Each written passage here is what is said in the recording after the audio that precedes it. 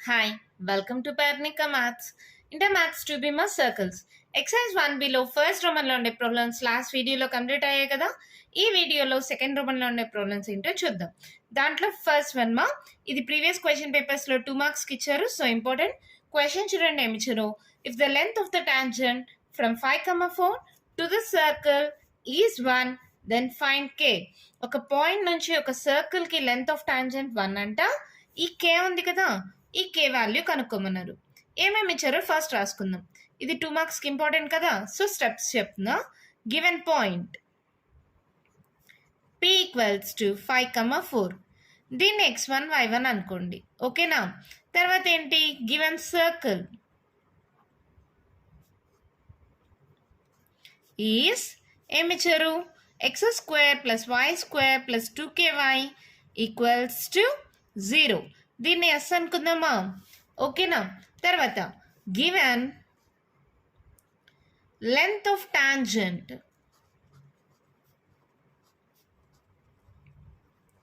Length of tangent ఎంత ఇచ్చారమ్మా, 1 అంట. లెంత్ ఆఫ్ టాంజెంట్కి ఫార్ములా ఏంటి, √S11 ఈక్వల్స్ టు 1. అప్పుడు స్క్వేరింగ్ ఆన్ బోత్ సైడ్స్ చేస్తే ఏమవుతుందమ్మా, ఈ స్టెప్లోనే చేసేసానా. స్క్వేరింగ్ ఆన్ బోత్ సైడ్స్ చేయండి, square root cancel. S11 equals to 1² 1. S11 last వీడియోలో చెప్పించాను కదా.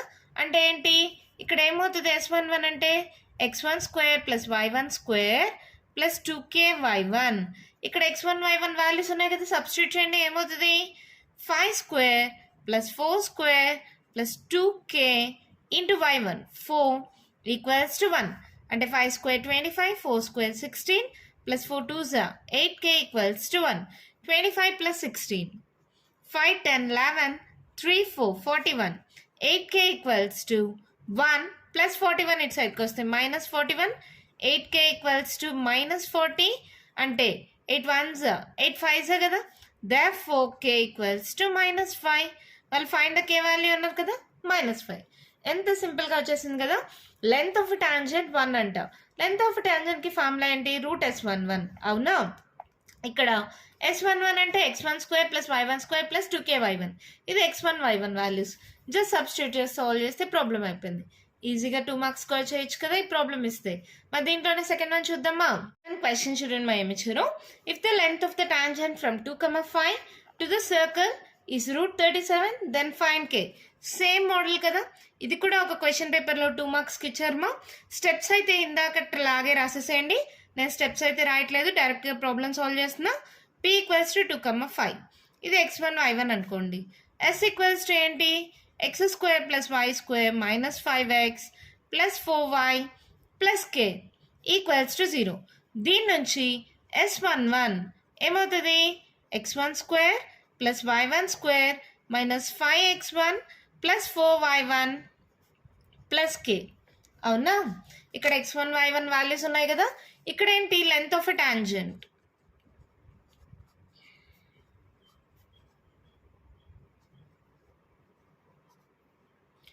ఈక్వల్స్ టు ఎంత ఇచ్చారమ్మా, √37.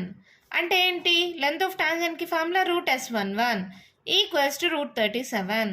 స్క్వేరింగ్ ఆన్ బోత్ సైడ్స్ చేస్తున్నా, square root cancel, square root cancel. S11 equals to 37. S11 అంటే ఇది కదా. దీంట్లో x1 y1 వాల్యూ సబ్స్టిట్యూట్ చేయండి.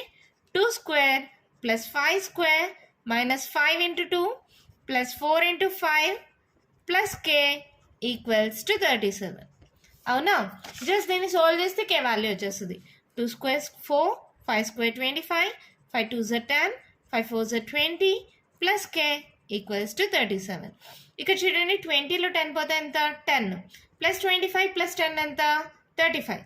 35 36 37 38 39. So 39 + k equals to 37. So k equals to 37 - 39. So k equals to ఏమవుతుంది, -2. అంతే, మన ప్రాబ్లం కంప్లీట్ అయిపోయింది. చాలా ఈజీగా ఉంది కదా. లెంత్ ఆఫ్ ఎ టాంజెంట్కి ఫార్ములా ఏంటి, √S11. ఇది ఒకటి గుర్తుంటే చాలా ప్రాబ్లమ్ సాల్వ్ చేసేయచ్చు. సెకండ్ రోమన్లో ప్రాబ్లమ్స్ అయిపోయి, ఇప్పుడు థర్డ్ రోమన్లో ప్రాబ్లమ్స్ ఏంటో చూద్దామా. థర్డ్ రోమన్లో ఫస్ట్ వన్ మా క్వశ్చన్ చూడండి ఏమి ఇచ్చారు. If a point P is moving such that the lengths of tangents drawn from P to the circles or in the ratio 2:3 then find the equation of locus of P. అర్థమైందా? ఒక 2 circles ఉన్నాయి. ఈ P అనే point నుంచి ఇలా tangents 2 draw చేస్తే ఆ length of tangents అనేది 2:3 రేషియోలో ఉంటే equation of locus of P కనుక్కోమన్నారు. అర్థమైందా? ఇప్పుడు లెంత్ ఆఫ్ టాంజెంట్స్ యొక్క రేషియో 2:3 అంట. అప్పుడు equation of locus of P కనుక్కోవాలి. Let P x1, y1 be the point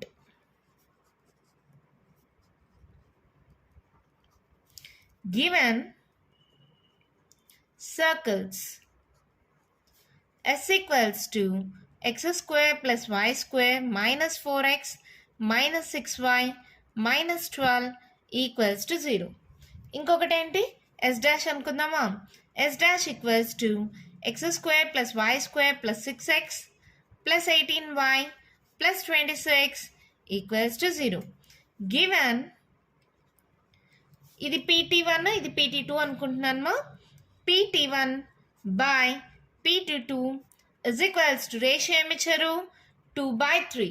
ఇక్కడ PT1 PT2 అంటే ఏంటి?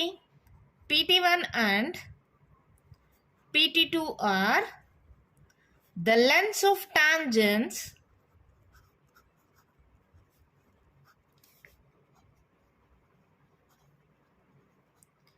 from P to S and S dash respectively. ఓకేనా? అర్థమైందా? లెంత్ ఆఫ్ టాంజెంట్స్ని PT1 ఒకదాన్ని PT2 అని ఒకదాన్ని అనుకున్నాం. లెంత్ ఆఫ్ టాంజెంట్కి ఫార్ములా ఏంటి? √S11. అవునా? రూట్ ఆఫ్ S11 అంటే దీనిది x1 square plus y1 square minus 4x1 minus 6y1 minus 12 by PT2 x1 square plus y1 square plus 6x1 plus 18y1 plus 26 is equals to 2/3. ఈ route పోవాలి కదా, squaring on both sides చేద్దాం. అంటే ఈ square అనేది న్యూమరేటర్కి డినామినేటర్కి రెండింటికి ఉంటుంది మా. Square root cancel, square root cancel. ఓకేనా? అప్పుడు ఇక్కడ ఏమైంది? x1 square plus y1 square minus 4x1 minus 6y1 minus 12 by x1 square plus y1 square plus 6x1 plus 18y1 plus 26 is equals to 2 square and the 4 3 square 9. Cross multiply చేయండి. ఏమవుతుంది? 9తో ఒకేసారి దీన్ని multiply చేయనా? సరే, కొందరు confuse అవుతారు. ఇంకో step రాస్తలేండి. minus 4x1 minus 6y1 minus 12 is equals to 4 into x1 square plus y1 square plus 6x1 plus 18y1 plus 26. ఇలాంటి మోడల్ ఎక్కడో చూసినట్టుంది కదా. ఫస్ట్ ఇయర్లో లోకస్లో ఇలాగే చేసాం కదా మనం ప్రాబ్లమ్స్, గుర్తుందా? అంటే కొంచెం ఇక్కడ నుంచి అంతా ఒకే మోడల్ వస్తుంది. మల్టిప్లై చేయండి. 9x1 square plus 9y1 square and 4 36 9 6 54 12 9 108 4x1 square plus 4y1 square 6 4s 24x1 18 4s 72 y1 plus 26 into 4 ma 6 4s 24 4 2s 8 9 10 plus 104. ఓకేనా? అన్నీ ఒకే సైడ్కి పంపించేసేయండి. ఏమవుతుంది? 9x1 square plus 9y1 square minus 36x1 minus 54y1 minus 108 minus 4x1 square minus 4y1 square minus 24x1 minus 72y1 minus 104 is equals to 0. ఓకేనా? ఇప్పుడు ఏముంది? 9x1 square minus 4, 9లో 4 పోతే 5x1 square 9y1 square 9 minus 4 మళ్ళీ plus 5y1 square minus 36 minus 24 10 3 4 5 6 minus 60 x1 ఈ రెండు అయిపోయా minus 54 minus 72 5 10 11 12 minus 126 y1 ఇది అయిపోయిందా? Minus 104 minus 108 8 9 10 11 12 minus 212 is equals to 0. ఇలా వచ్చిన తర్వాత ఏమన్నారు, లోకస్ ఆఫ్ పి అన్నారు. దేర్ఫోర్ ఏదైనా కామన్ తెచ్చా, ఇక్కడ 5 ఓకే, ఇక్కడ రాదు కదా.